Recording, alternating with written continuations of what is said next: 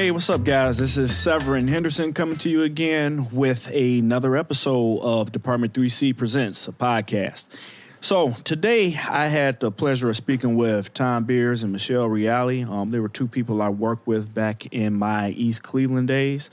They both work for a major hospital in the Cleveland area. And when I first said I was going to do a podcast, Tom reached out to me and said, hey, I have a great presentation on human trafficking. Would you be interested? And I said, absolutely. That's what this show is about. I want to know about it. I want to get to talk about it. I want to do and speak to everybody about everything at any different time. So I really appreciate him reaching out to me and getting on with me to talk about.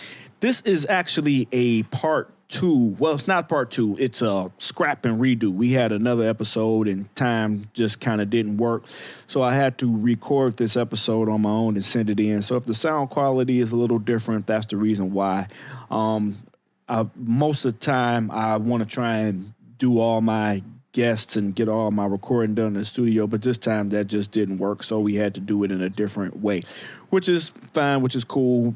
Major thing for me is I want to get content out to you guys, and I want to have everybody have the opportunity to get a chance to listen. So like I always talk about that analysis paralysis. If I sit around and think about what I'm going to do all the time and over-analyze it and then nothing to get done. So I'm out here shooting, throwing stuff against the wall, seeing what sticks. So hopefully you like the episode, appreciate the episode, and you get a chance to contact me and tell me what I can do better. Because criticism, whether it's constructive or not, I'm open to it. I don't have thin skin. Just tell me what I need to do to get better, because at the end of the day, I'm here to serve, and I want to make sure I'm putting out the best product for my listeners. To get in contact with me, again, Department 3C at all social media platforms, and just my regular email for now, to department3c@gmail.com. Those are all ways to get to me. Department 3C is on YouTube. Department 3C is at Facebook. Department 3C is at Instagram, and Department 3C is at Twitter. Going on down the line, like I said, we'll get into what Department 3C stands for, where it came from, how it grew, why it is what it is. It's a little story to it. Some days I say, well, I'm going to reveal the whole story about it, or is it going to be like a secret Maroon 5 band name type of thing where nobody knows what that stands for. So one day it'll come out, it'll get there. But just hang out with me, stay with me. We will get to why it is the case. So again, this episode is with Tom Beers and Michelle Reale. We will be talking about human trafficking. The episode we could have went on forever. We could have talked for a long time, but I was very fortunate to get the time I had to get from them. They're very busy people. They both have jobs. Michelle's actually has a doctorate of nursing. That's like super awesome.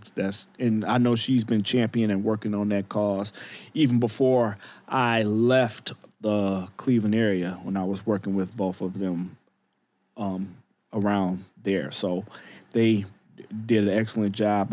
Like I said, appreciate their time, appreciate them coming on.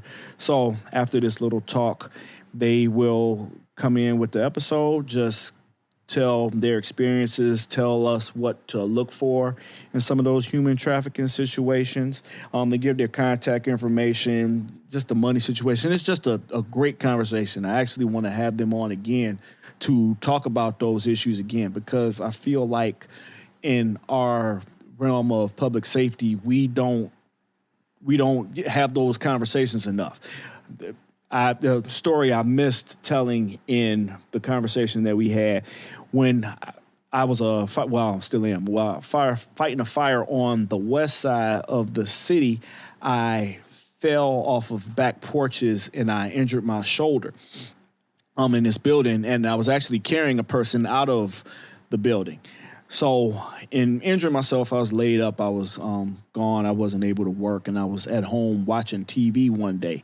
And it was a show about pimps. And, pimping is just a culture within itself.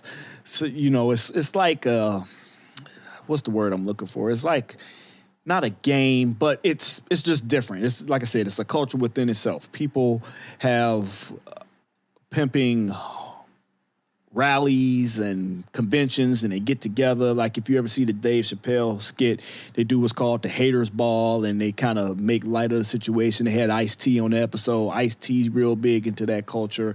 People meet up with their nice cars. They have glasses. They have suits. They're just very extravagant, over the top, things like that. But in the gist of it, there is some truth in it as well. So some of these people really live that life. They're really about that life, which is fine, which is cool. That's to them. I'm a person, to each their own, as long as it's not hurting anyone. Some of it does hurt people. But like I said, we talk about that in the episode. But to speak more to the point of me hurting myself at this fire, they're riding around recording these pimps in Chicago, and they ride past the building that I hurt my shoulder fighting the fire in. And I'm like, man, that could have been one of the places for the people to be in there that were being housed for the human trafficking. So just kind of, that's one of those times where reality just jumped up and smacked me in the face, just seeing that in that situation. We didn't get to, we talk about The Wire a lot. That was one of the subjects I wanted to talk about on the episode that I didn't get to. I know Tom goes over it, just brushes past it real quick. But just how that show, that second season was about human trafficking. So just all these different situations, conversations that I want to have on these topics and go over. So I am more than open for anybody to pitch anything to me. If you send it, I'll read it. If you talk to me, I'll listen to it. I just want to engage with you. So please talk to me. Send me something. Let's talk again. Again, the email address, department3c@gmail.com. And again, Department3c on all social media handles. So with all that being said, please take a listen to this episode and tell me what you think, and look forward to hearing your conversations. Good morning. This is Severen. I'm here with Tom Beers and Michelle Reale. They're here to talk about human trafficking. So we had a preview episode. We started it before. We may add that in a little further down the line, but we're going to talk about this issue that they have and they brought to us. So for you guys, can you give me an introduction to who you guys are? Ladies first. Ladies first. Thank you. All right. Hi, my name is Michelle Reale. I've been a nurse for 22 years and a forensic nurse for the past 15 years. My job is to take care of victims of crime that include elder abuse, child abuse, physical abuse, sexual assault, and human trafficking. So that's just a little bit about me. Okay, Tom. My name's Tom Beers. I've been friends with for like 16, 17 years now, proudly. Before he left. I am a firefighter in the Cleveland area. I also work as a hospital EMS manager at a large hospital system located in the Cleveland area. Okay, that's great. Those are great introductions. So I started off talking about we're here to talk about human trafficking. Tom did me the favor of reaching out to me and say, hey, I have a topic for you. I see you got a podcast. We would love to come on and talk about the subject. And I said, thank you so much. I would love to have you on. So please give us the introduction of you guys, because I know you have like a pitch together. So just walk us through it. So Tom, why don't you start? We can kind of go like the same route we do when we do our presentations. Yeah. Is that okay? Yeah, absolutely. I don't have it pulled up, but I think maybe just by starting on why you and I got together on this project, and then we can maybe just define the differences between sex trafficking and labor trafficking, because you and I know this, but I'm not so sure everyone else would know what all that means. So originally I would say maybe about 3 years ago, Michelle came to me after the Republican National Convention was here in the Cleveland area. And she's like, hey, listen, I got these patients who are coming in by EMS and by fire, in the EMS transports. And they're coming in and they end up, were being part of human trafficking rings, or brought in for the RNC. And I'm blown away by this. I'm like, this, and then of course this happened at the DNC, and Michelle's telling me about all of this, and I'm thinking, how did we miss this? And she says, well, there's these signs that you guys can look for in the physical environment, and they're just, the EMS is not capturing it. They're not seeing it. And we're going to talk a little bit about how this is a crime in plain sight. And it's kind of like, if you don't know what you're looking for, you don't know what you're looking at.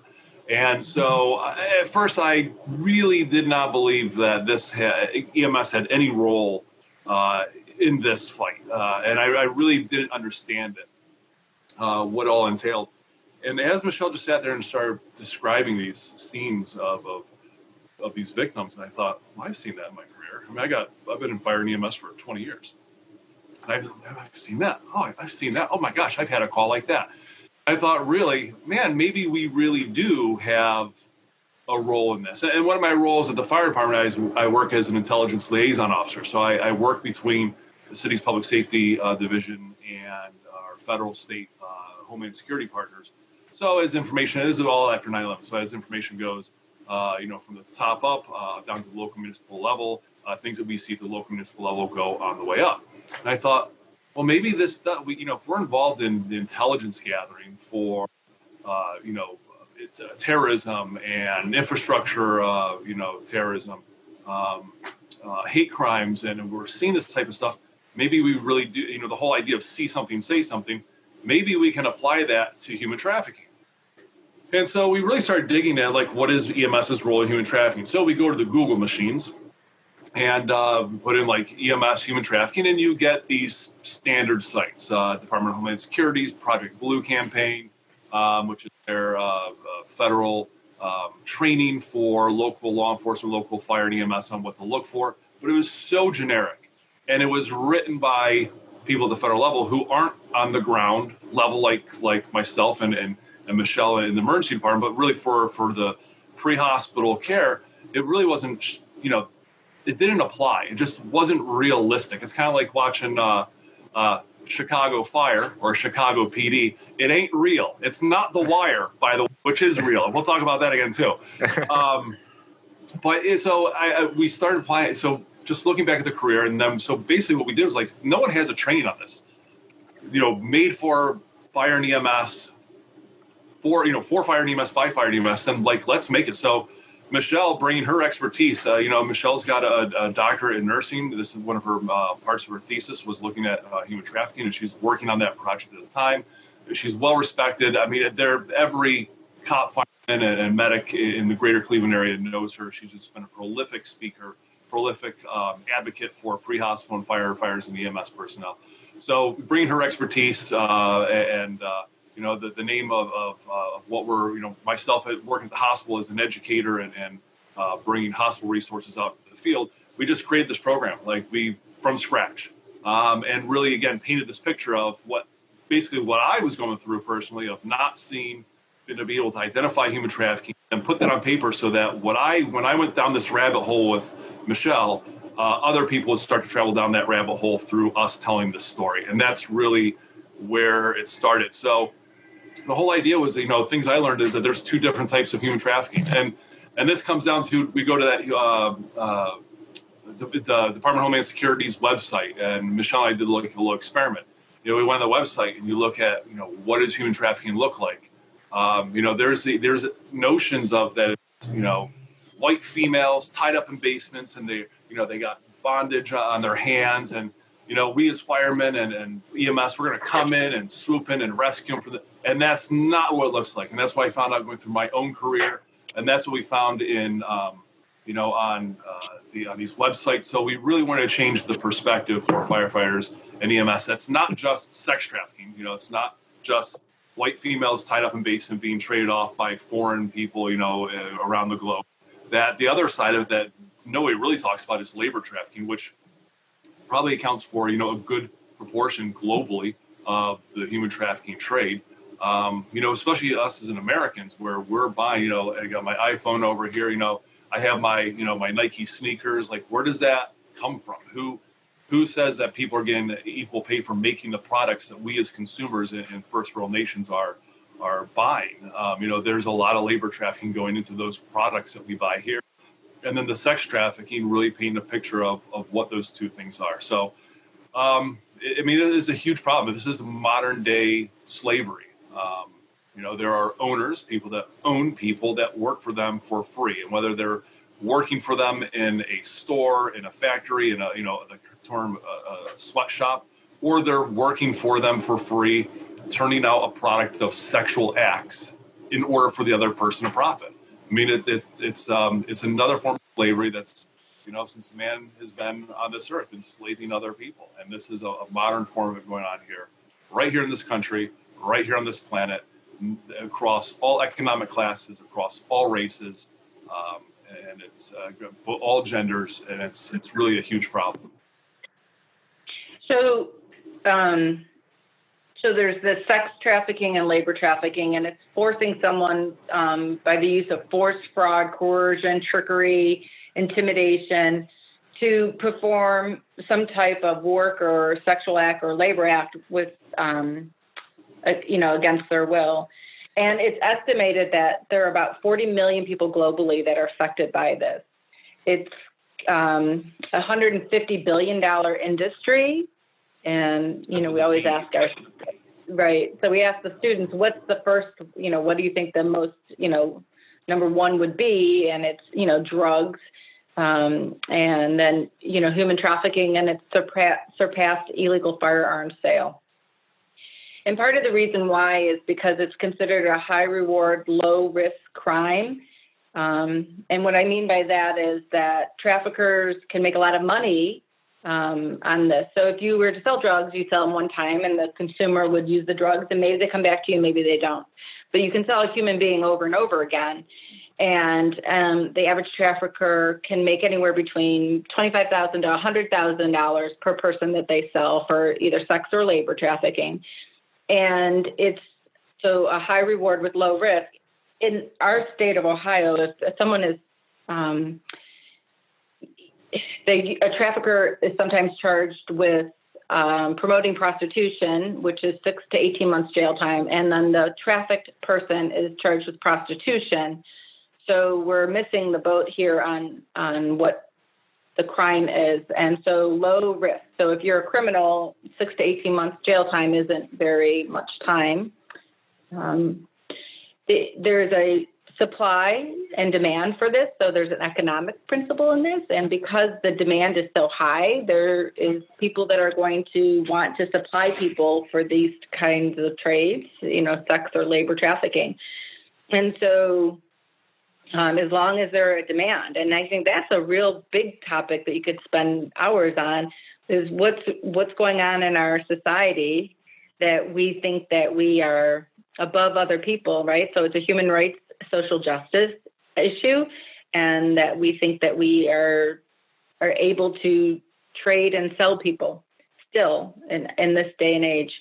And then just basic system inequalities and disparities. If you look at our social system and its structure, if you are born into a location, geographic location, or into a class system, or into a community where you have resources, education, public safety, water, housing, all that stuff, you are less likely to enter into this lifestyle. However, it doesn't discriminate. Human trafficking affects every age, every sex, every race, every gender, everything. There's no discrimination with exploitation of people, but you are more vulnerable. So our marginalized populations and our some of our ethnic groups are at greater risk for human trafficking. But because of it, you have resources, the chances are that you're going to get sucked into this lifestyle is a little bit less. Okay. I have a couple questions. So I heard you bring up the money aspect. You said that a person could make $100,000. Is that like the numbers that you're usually seeing? Because usually that's the main motivating factor behind what people tend to do, not especially, but when it comes to legal or illegal actions. Right. So I think my experience as a nurse is from what my patients have told me and also what the literature supports. And so it all really depends. I've had a patient that was sold multiple times when she was kidnapped, and she was under the impression that the buyers paid $25 to $30 for her services. There are other people that have been exploited, and they pay more. So according to the literature and the research, it really depends on what you're doing. And what your trafficker values you at. So the estimate is between $25,000 to $100,000 a year. And if you have more than one person you're exploiting, it can be a very lucrative job for business for the trafficker. Okay. And my other question is, you said still, and that brought to my mind, long time ago, we can think about biblical times, maybe when you would think kind of the same stuff was going on. What do you think what role does newer technology that we have now play into this? Like, I know they shut down different pages, different internet sites. Do you think technology is this helping or hurting this case? And what do you think it could do to help or hurt? Oh, I think technology has exacerbated the problem tremendously. Mm-hmm. Before you mentioned it, Backpage.com was one of the largest companies that was protected by some laws about trafficking, selling sex and underage people on the internet. Tom and I have had some stories that we talk about young people lured away through social media thinking they're talking to 14-year-olds, playing a video game or something like that. In reality, it's someone in their 20s, 30s, 40s, or whatever it is. So we also have the ability to use social media to educate people and get the message out so that it can help us. But I would think that social media has, and the dark web and the illegal activity has made it hard to catch people and also easier to sell people. I think it's like really like any arms race. You think back to being children of the 80s, right? You watch the different countries up their technologies and, Star Wars programs and space races. There's always, even in this, the technology, there's always a race. So like Michelle said, there was using the internet. I mean, the internet is an information sharing and gathering tool. So you're sharing both legal and illegal information across the internet. But at the same time, I also think that there are tools that are being developed, through technology to help us fight human trafficking. And Michelle, what's the name of that one app? I mean, there's an app out there where if you go to a hotel, you take a picture of the inside of your room, because a lot of the victims of human trafficking, they'll be in hotel rooms and they'll be posted on these dark webs, and they'll be, when the police rescue someone, they find these, thumb drives or of child pornography, and they'll notice these people are in hotel rooms. They can never match up the hotel rooms, because there are these anonymous places. So there's apps out there where people like you and I can actually, every time you go to a hotel, you take a picture of your room, and then they'll use like imaging technology, matching technology to be able to say, okay, this, Tom Beers took a picture while he was in this hotel room, and my gosh, this hotel room is the same hotel room that we seen in the picture with this case from like 3 years ago. So they can help track that. But, going back to the idea that, there's, we were talking about the vulnerability, the vulnerable people, the youth, people that don't have support systems at home. And one of the things that I don't even think we've touched base on, and it took me some time to really think about this, was gay, lesbian, LGBTQ communities. That vulnerability where you might have a support system at home, but you don't want other people to know about your secret. And there's a story that we share in the class. I'll share here about how technologies hurt this or exacerbate this problem. There was a boy, I think he was 13 or 14 years old, and he plays Fortnite. I have kids. I have 4 boys. Between the ages of 15 and 10, they play Fortnite and any of these video games. And the kid was in the chat room feature, and he was talking about, because he's being anonymous, nobody knows who his real name is. He needs to tell someone his secret. So he shares his secret. He now makes himself vulnerable. And just like any predator, they find that vulnerability and they exploit it. So this boy was on there saying, hey, I'm 14. I think I'm gay. I can't tell my family because we live in Kansas. They're a very Christian-based family. They'll never understand. And what does this predator do? He snatches on it and goes, hi. Well, guess what? I'm 18 years old. I remember being your age 4 years ago. I also live in Kansas. I also had the same problem. I think I could help you. Why don't we meet? So now there's this connection. That vulnerability was exploited. The boy meets this 18-year-old, ends up not being an 18-year-old. And the boy went down to a local strip mall, a coffee shop to meet this person. And the boy disappeared. And they found him several months later in another operation, I believe it was in the state of Georgia, where the Georgia State Police were investigating a possible child pornography and prostitution ring. And they found this boy in Kansas locked away in the woods with several other children in a trailer. So there's that technology in it. For me, that really hits home. Anyone that's listening that has kids, I'll look at it this way. And someone explained to me, and I thought this is perfect. If you, especially when it comes to YouTube, video games, allowing your kids to have dinner. I mean, I'll go to Target and I'll watch like little kids, 5, 6 years old, sitting in the cart, watching YouTube with the headphones on.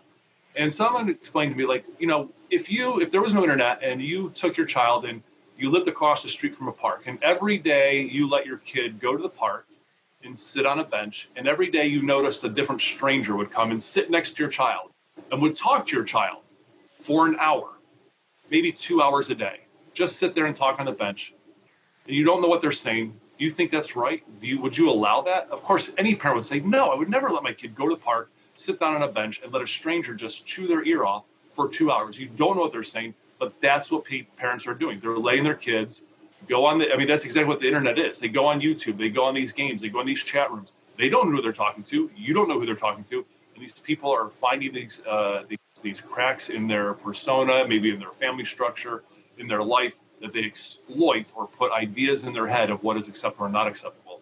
So the internet is I agree with Michelle, is a real huge issue with, again, transmitting and sharing illegal activities of trading people. I mean, we trade credit cards over the internet, we trade drugs, so we also trade people. But at the same time, we really have to realize that children on the internet is a huge, huge issue with human trafficking. For me, my kids, they play video games. I'm a big video game person, and I let my son play on my PlayStation, and he plays on my profile, so some people think they might be playing me. They're really playing him. But the thing about it is, I won't get him a headset. Every conversation he has is going to be heard by me right now at the age he's at. So I hear his friends talking to him and yelling at him and telling him he trash, and he tell them they trash and all that. That's all they do is just talk back and forth to each other. But I want to hear those conversations. I want to hear what's going on. The same thing with the tablets. I let my son and daughter play with the tablets. And, for a parent, sometimes you feel like it's kind of annoying to have to hear what they're doing. You're trying to do your own thing, maybe read, maybe concentrate on something. But just hearing like that background, what they're listening to, seems to help me out. I'm not saying he hasn't seen anything he probably isn't supposed to, but that's what I do to try and keep track. Yeah. Traffickers are very, they're business people, they're smart. And if you were to describe what does a trafficker look like, so what would you say? Do you have any idea of what a person who traffics looks like? Well, a trafficker, the one doing the trafficking, no, I have. The Wire season 2. No, here we go. Right, that's what me and Tom talking about. The Wire season 2. They had the girls ahead of its time, locked in a shipping container. Right, and I tell you that was probably the biggest shock to me over the years working with survivors of human trafficking, because often the person that is trafficking them is someone that they knew and trusted and loved. Mm-hmm. It could be a family member, a parent. I've seen parents trafficking their own children. in exchange for drugs, usually is what I see. They're addicts. It's some type of relative or someone that's befriended them and earned their trust. So it's a grooming process, and it's very calculated. Sometimes they send the women out to befriend these young people, young girls and boys, and, it takes a couple months for them to gain their trust and provide them with basic needs that they might not be getting at home, such as, love and affection, attention. There might be abuse going on at home, so there appears not to be an abuse in this relationship. They get food and water and housing and clothing and gifts, and that goes on for a while until there's a bond created, and then slowly they're integrated into this world. So it's very calculated, and I don't know if you've heard the terms of trauma bond or Stockholm syndrome, but often victims don't ask for help for many reasons, out of fear, no one will believe them, that bond, addiction. So there's a lot of things that prevent people from asking for help, but the person that's trafficking them can often be someone that they're familiar with. Mm-hmm. And I was going to add, sometimes they just don't see anything wrong with it. And, there was a family again, we're talking about using the world's vulnerable populations. There's a family that had citizenship in Syria, and they also had citizenship in outside of London, some of the most expensive real estate in the world. So they're British and Syrian citizenships. But what they were doing during the civil war was in Syria, they were going to the Syrian refugee camps, intentionally putting themselves in there and then finding people that were, again, these are wolves. So they're looking for the lone sheep, someone that didn't have a support structure. And they would say, hey, listen, I also have British citizenship. I'm going to lie and say that you're my cousin, and I'll take responsibility for you. We're going to get you out of here. And they would bring them back to London. These folks would be basically indentured servants and slaves. They would put them up in these large apartment buildings. So think of like all the apartment buildings, maybe in Chicago or the Cleveland area. We're not talking about the expensive ones downtown. We're talking about, just on the fringe where, this family owned all of these apartment buildings where, maybe 20 units per building, multiple buildings stacked up in the same area. And they would use these folks they brought back as basically slaves. And they would every time an apartment got turned over, which was frequently, these folks would be in charge of painting, cleaning, doing the carpets. And then when no one was living in these apartments, they would be basically living in the closet. They would have very little means. And so, now that again, I read this story and I thought, man, as a fireman, I've seen this. Well, we did an inspection on a large apartment building, a multi-family dwelling. And in the basement, there's an underground parking garage. There was a small room, and you could see that someone was living in there. So that kind of affects how, as a firefighter and a fire inspector, that you're going out and you're looking at these things like no one should be living in a parking garage. No one should be living in a closet. No one should be living in an abandoned home or abandoned apartment. And sometimes it's because that's the shelter they've been given, because it doesn't cost the owners, the slave owners, the traffickers, it doesn't cost them anything. So they just put them up in these abandoned places. Okay, so Michelle, I heard you said patients, and then you said, let me change it to victims. I heard that. So we obviously go out on calls as firefighters, even police officers. They don't call them patients, but the public that they serve. What should we be looking for? What are some of the signs that we can see? It's a great question. Can I take that one? It's a great question. What? Can I take that question from a firefighter's perspective? Well, yes. But let me tell you. All right, you go first, and then I'll talk about the clinical part of it. So when we're out in the field, we're similar to like domestic violence cases, where we find someone maybe talking for the other person, they can't speak for themselves. But in the physical environment, this goes back to how we opened up. Michelle's explained these things to me. Looking for, and this I've seen it, bars on the, in some neighborhoods you have the bars on the outside, the security bars. Instead of having them on the outside, how about security bars on the inside? Okay. If you're not looking for it, it's such an easy thing to miss, right? Obviously, you go to a house that's on fire, you're going to notice it right away when you're trying to gain entry. But when you're on a standard EMS call or a standard maybe CO call and you see this, or how about you walk down the hall, maybe it's a larger duplex house, very similar to the houses in Cleveland area and in Chicago, I'm sure. And you see that all the individual rooms have padlocks on the outside. Why do all the bedrooms have padlocks on them? Maybe signs of, again, especially from a fire prevention perspective, again, going back to a similar story I just shared, we went to a small mom and pop operation where we came in for the inspection. We smelled like incense burning. It was a type of store where incense should have been burning. And as we were walking around, the person was working there. We walked by a janitor's closet, and in the janitor's closet was a mattress, some little foodstuffs, some old paperbacks, and what it appeared, and that's where the incense had just been snuffed out before we walked in.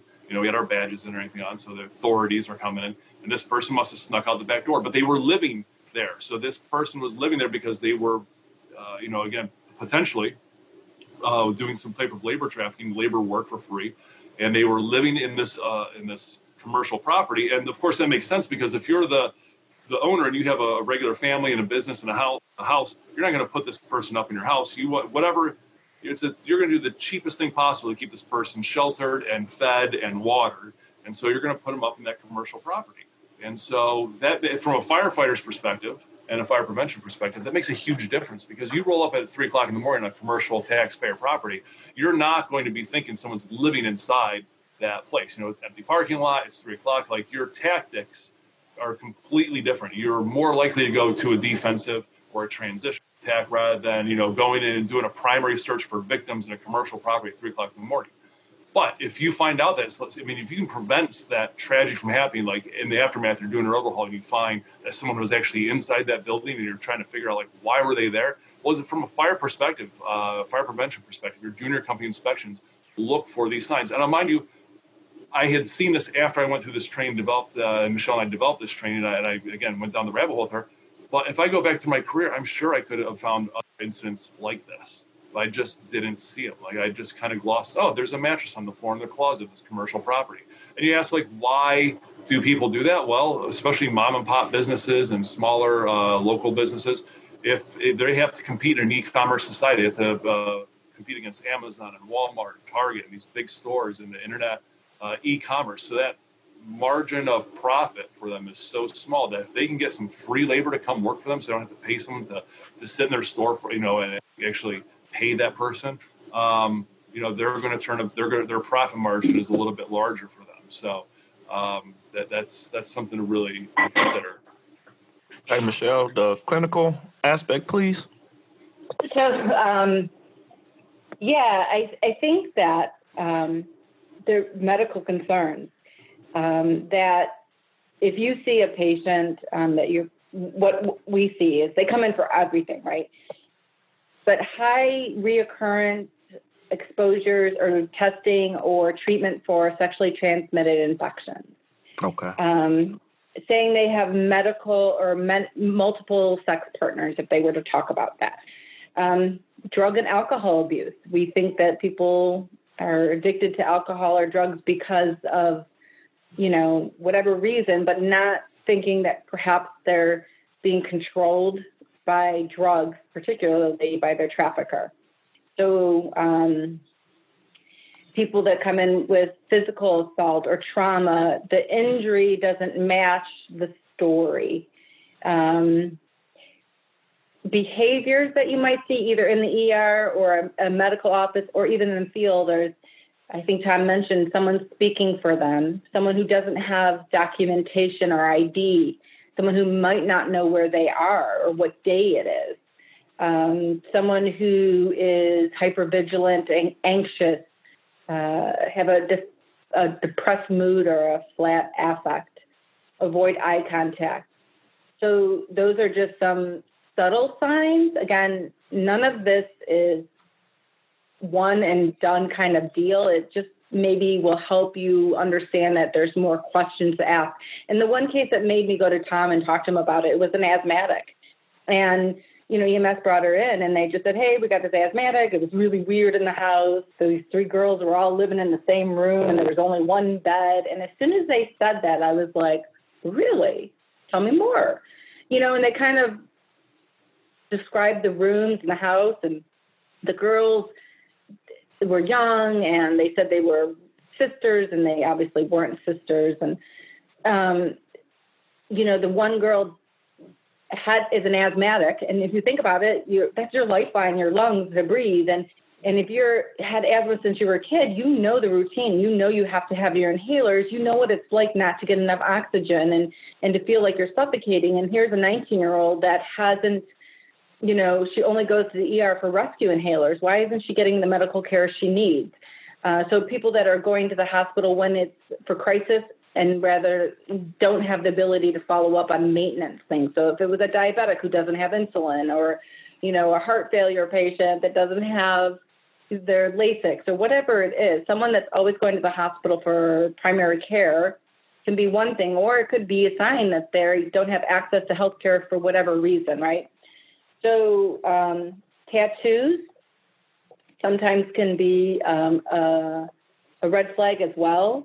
There used to be where there was a barcode that people came in with, and that barcode was like, I own you, this is your property, we're going to scan you, kind of thing. And then once the traffickers are aware that people know what that means, they switch to a different type of tattoo. So for me, patients, there was a survey that was done of survivors of human trafficking, and they asked them, did you seek medical care while you were being trafficked? And 88% said yes. 88% said they had been in a healthcare facility while actively being trafficked and were not identified or offered resources or screened for that. So 63% are through the emergency department. So your EMS is definitely seeing these patients. Yeah.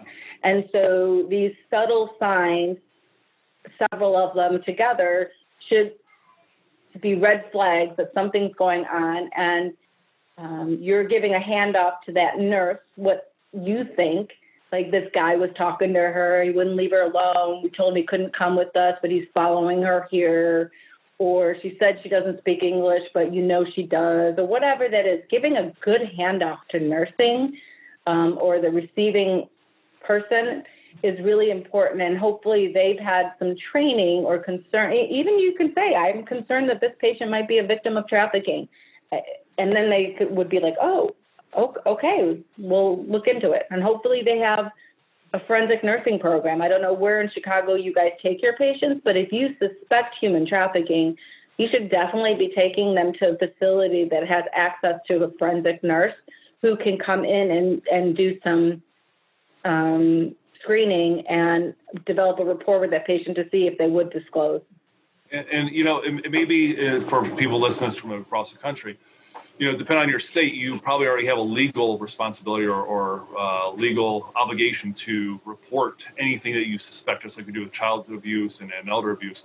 But I think everyone that's listening in this conversation right now would agree that we definitely have a moral obligation to report any of our findings that we have. And Michelle, by the way, I got to go back. You got to finish up the story on the inhaler, because that's like one of the best stories too. So this girl, which one? The girl with the inhaler. Like, follow up with that. Yeah.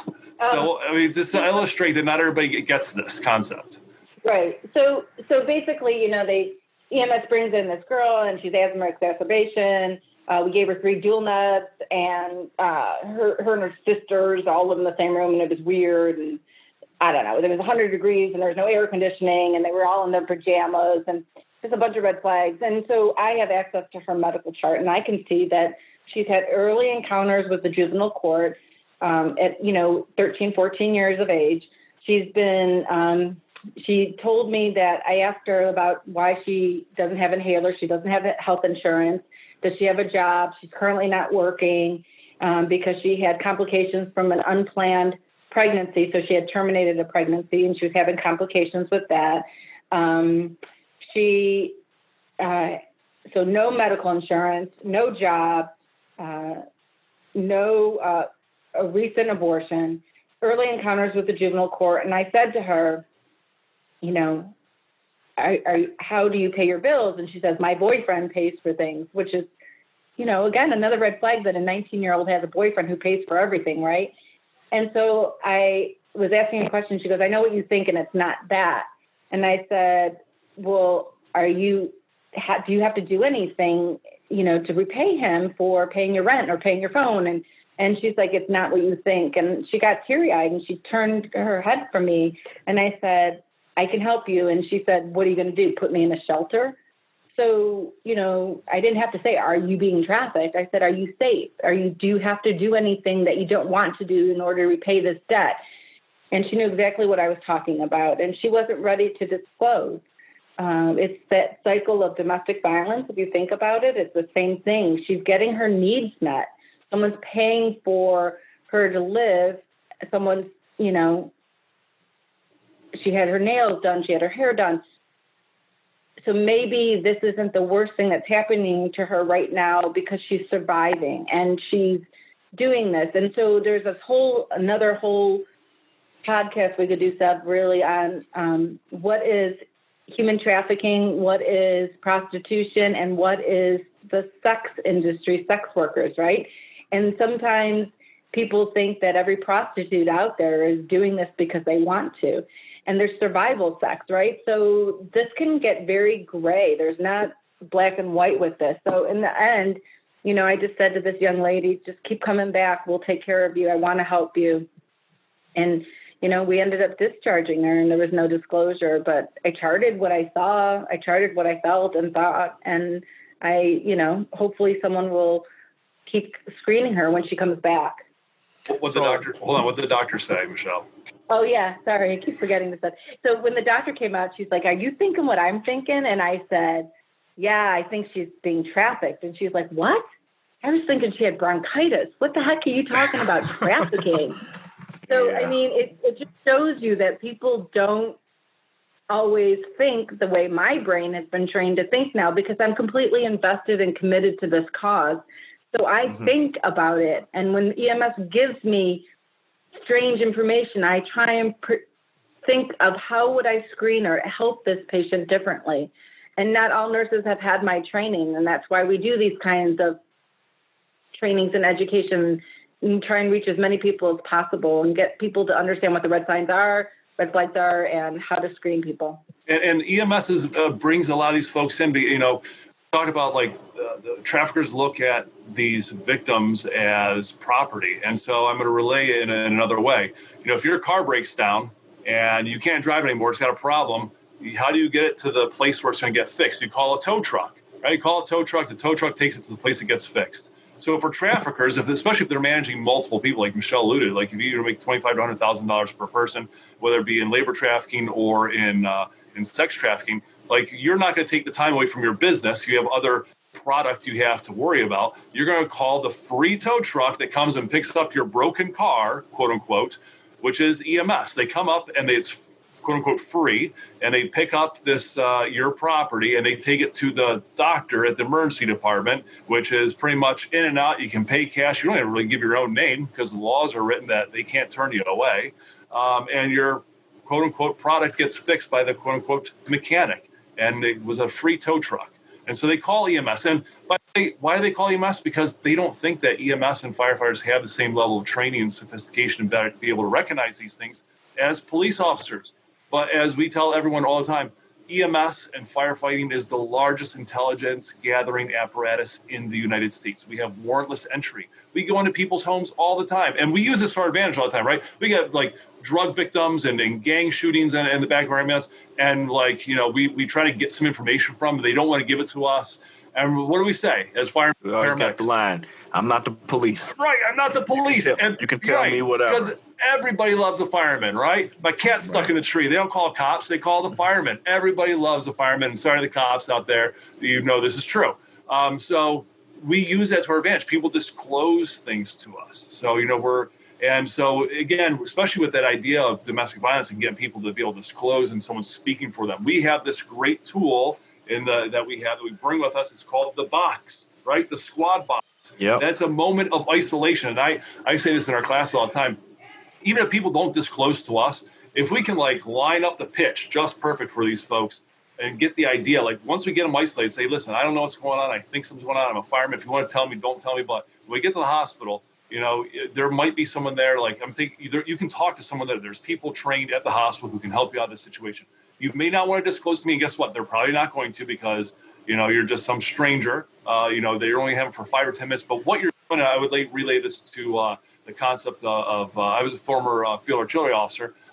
So softening the target, right? So we're softening the target a little bit and giving that idea to the person. Like, you may not disclose to me, but now I Leonardo DiCaprio to you, right? I put the Inception in your head. Your idea. Okay. Now, in the next 10 minutes, while we're going to the hospital, you're thinking about, how do I disclose, right? So you soften that target with that idea. And so by the time they get to see someone like Michelle or one of her team members or any forensics nurse or SAE nurse that's out there at your hospital you transport to, they've had time to think about, is this the moment that I'm going to disclose? They've now thought about and come up with a plan on how they're going to do it. And so, again, that preparation, given that idea, just the right words, that psychiatric care that, when I was going through paramedic school 20 plus years ago, like, that was a big thing, psychiatric care, right? For a psychological first aid, I think we called it. And so just talking to people, making sure they're reassured, and you may not have all the answers, but give them some ideas and some notions just helps down the line with people like from Michelle and her folks. Well, letting you guys go and just kind of answer pretty much every question I had, because I was going to ask, who do we report to? How do we report to? You guys covered that. I was going to bring up the fact that, we have like child abuse, elder abuse, Department of Aging, contact them. Is there anything to say, hey, contact this department and help this person out? But it seems more like they have to disclose to you. So like you said, if you soften the target, and then frequency, because if the person keeps coming in, you keep seeing them after a while, you can kind of say, hey, you ready to talk, or you got anything else to say? It's just kind of helping the person out. So you guys did an outstanding job of answering those questions for me. Yeah, and again, for your listeners out there, if there's something they want to do or can do, look at your state, see if you have laws on the books that require some type of educational platform for firefighters, paramedics, in recognizing human trafficking. Like Michelle and I do this lecture series up here, and we've given it at a national level at some conferences. But you look at a map, like most states don't even require human trafficking training for firefighters and paramedics, which is crazy because, like I just said, we have warrantless entry. We go in people's homes all the time. But if you're a hairdresser, at least in Ohio and most places in the country, or a nail tech, you have a cosmetology license, you are required to have some type of form of continuing education, and it has to be hours allocated towards recognizing human trafficking, because especially in the sex trafficking, you want your product, right, to look good, so they get their hair and their nails done. But for us, there's no training. So right now in Ohio, Michelle and I are working with Attorney General, trying to change that so that there's a requirement as part of our recycle period, both for fire and EMS, to have some awareness training in human trafficking. So any listeners out there interested in the topic, look at your own state. What are the rules and regulations currently on the books, and what can you do to change them? Because really, I'm nobody. Michelle, we're just two people came up with this idea, and we're trying to champion this cause in Ohio. And if we just get some other people to champion these causes in their states, eventually we'll have not so much of a patchwork of rules and regulations, but a unified command of being recognizing human trafficking. That's an outstanding cause. Michelle, you was going to say something? I'm sorry. Yeah. So I think the other thing is not knowing your community and what resources you have, probably more than you're aware of. And so one of the things that we did here in Cuyahoga County is there's a collaboration, the Collaborative to End Human Trafficking, where about 60 different organizations in Northeast Ohio all belong to. And they represent so many different points of entry that can help survivors of trafficking. So we have, Case Western Reserve Law Clinic that helps provide free legal aid to victims of trafficking. We have the Rape Crisis Center there. We have the Renee Jones Empowerment Center that does, housing and other resources after you've left that lifestyle, you've been rescued, or whatever your needs are with jobs and housing and therapy. There is forensics nurses. There are just the Salvation Army, so many different groups, right? So the point is that there's all these different groups. And when I first joined it, I realized there was there's law enforcement, there's prosecutors, but there's no EMS. And I thought, that's so interesting because they bring us our patients. How are they missing from this table? And so we worked with them, and we have a local law enforcement, the Sheriff's Department, a task force for human trafficking. So we worked with them as well. And Tom and one of the fire chief from East Cleveland, Chief Kaliga, we worked together to create like a protocol or guideline on what you might see in the field are signs of human trafficking. And then if you do suspect that, what do you do next? Where do you go? Yeah. Who do you call? And so, explain the where all the forensic nursing programs are in Northeast Ohio, what age groups they take, what phone numbers you can have, the task force phone number, what you should document, suggest best practice suggestions for internal things from Tom and Chief Saliga's point of view for, what they want to see their departments doing. And so they created this like protocol, and we're going to distribute it to all the different departments, and they'll have it in their EMS trucks to remind them of what they should do or where they should go if they see this. So if you're thinking like the next step in your community, maybe partnering with one of your local hospitals that have a forensic nursing program, seeing if there is a rape crisis center and do they have a response team? Is there something similar to the collaborative that you guys can join and be a part of so that, I'm sure you have protocols. Do you have a human trafficking protocol in your fire department, Mm-hmm. And if you don't have a collaborative or you want to stick within the realm of public safety, guaranteed, again, human trafficking is a huge priority with the Department of Homeland Security. Every part of the country has a fusion center, and this is developed after 9/11 for processing information. So if you have information on potential human trafficking, get the number. It should be in every fire commander's cell phone. It should be in the cell phone of every truck, again, for not just for terrorism, but human trafficking or infrastructure issues, infrastructure tampering. But that you can call that fusion center. That what they do is they take your information, and then all they do is gather information from all different places. Again, fusion center, and then they make sure that it gets to the right place. So if you have you're somewhere in the country, you're like, well, we don't have a collaborative, or we don't have these types of resources. Who do I report it to? You can just call your regional fusion center. Every part of the country is covered by a regional fusion center. They want to hear from you. It's to see something, say something, not just in terrorism, but in human trafficking and drug trade and all these different things that we face as threats to our society. And you just call this phone number and you give your information, say what agency you're from, and they'll make sure that it gets to the right place. They're basically a giant public safety and homeland security operator system, a switchboard, right? Like from the 1940s. That's all they do. Okay. You guys gave us a ton of information, and I really, really appreciate it. I'm gonna look up those numbers and give that contact information at the beginning of the show and again at the end of the show.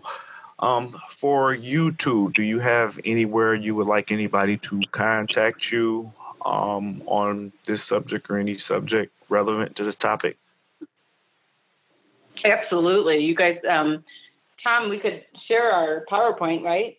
Yeah, so we can actually, Seb, we can probably share a PowerPoint if you want to post that or host that somewhere on your server or your site. People can look at that. We'll give it a free link. People can go through it. Kind of get the statistics. It's when we developed this program, it doesn't say the organizations that we represent or work for on there, because we want people to be able to use this and take it and be able to use it as their own. And for other types of subject matter on this, they can contact me. I'm really big with social media, especially on Twitter for fire, EMS, and human trafficking issues. And my Twitter handle is @OneTallMedic, and it's spelled out ONETALLMEDIC. One Tall Medic. Michelle, how about you? You can reach out to me at Reali, MREALI 32 at yahoo.com.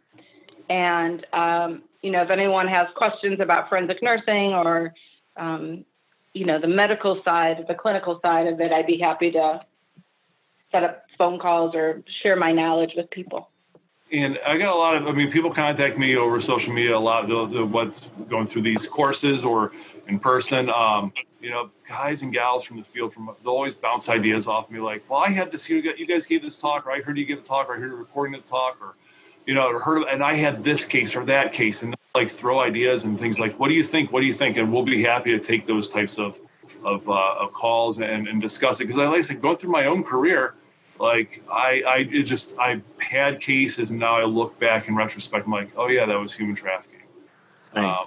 And again, it happens across all types of neighborhoods. I think I mentioned this story to you about, a large brothel that happened in a very, very expensive neighborhood, filled with $1 million homes, and it was a high-end brothel. And people just, they didn't see it. They couldn't tell that there were girls being prostituted for like big money, in this place. So it's not just a lower income. It's not just a black issue. It's not Hispanic. It's a global issue. It's white people. It's poor people. It's middle class. It's educated. It's uneducated. Drug addicts. Pick a person on the planet. They're affected by this. It's possible, right? It's totally possible. Yep. Well, like I said, you guys bringing the subject matter to me and giving me the opportunity to showcase it and give it an episode I appreciate a whole lot. And like Michelle said, we could sit around and talk about this for a whole nother show. Just what's the difference between labor and sex trafficking. But for this one, we'll end here. But thank you so much for coming on. The thanks is all ours, man. Thank you for giving us your platform. Absolutely. You guys, you have a great day. And after this, it'll be a little after monologue. But thank you, guys. Thank you. Thanks, Seth. Bye. Bye. This has been a Fire and Iron Media production. You have something to say, people want to listen. How's that, Daddy?